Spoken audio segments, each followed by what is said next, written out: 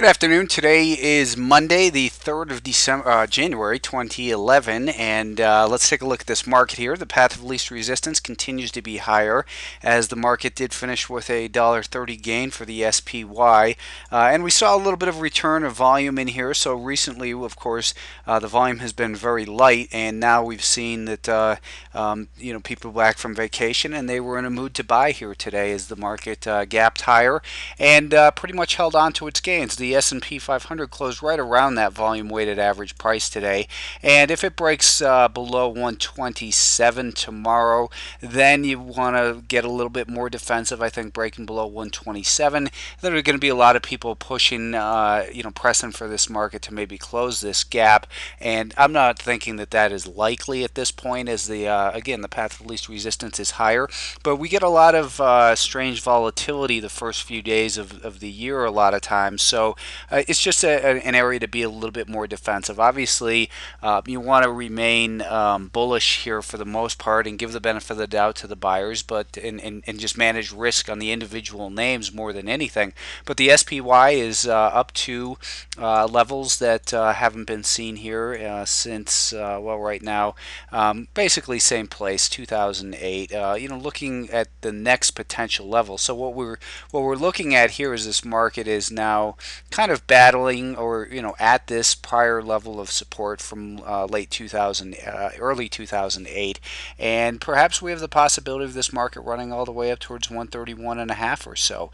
It's very encouraging that we're seeing the financials that have finally surpassed, that is, the flash crash highs here, and that the financial group, as we know, is in a nice uptrend here with a pattern of higher highs and higher lows. That market gapped higher. Now we have to look at these prior levels of resistance will be the likely bigger level of support. So above $16 a share, I think you continue to give the benefit of the doubt to the buyers and the financials, and perhaps we're headed up towards about 16.70. I was thinking that we would actually surpass those flash crash highs by the end of last year. Obviously, that didn't happen, but anyways, pretty impressive strength continues to show in the financials. And when we look at a weekly chart, you can see here that maybe this market, the financials that is, are making a run for the highs of last year. That is just up near about $17 a share.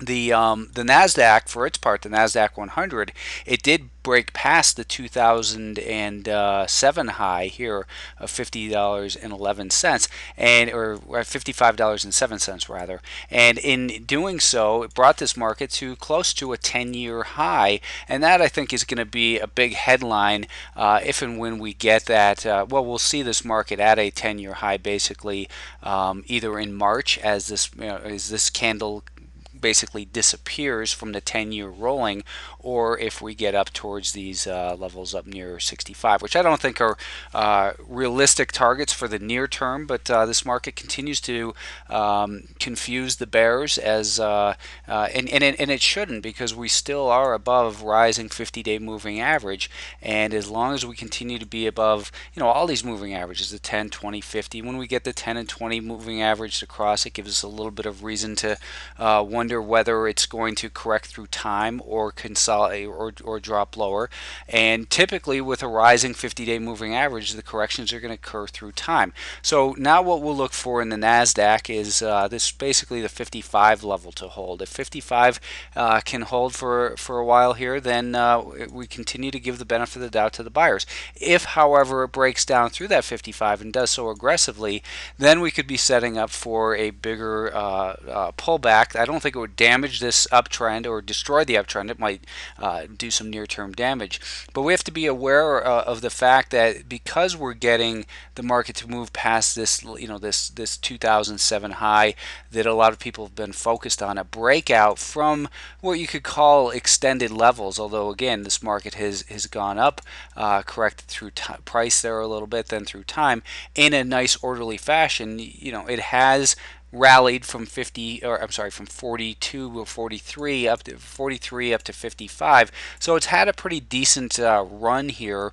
30% off the September lows, August lows.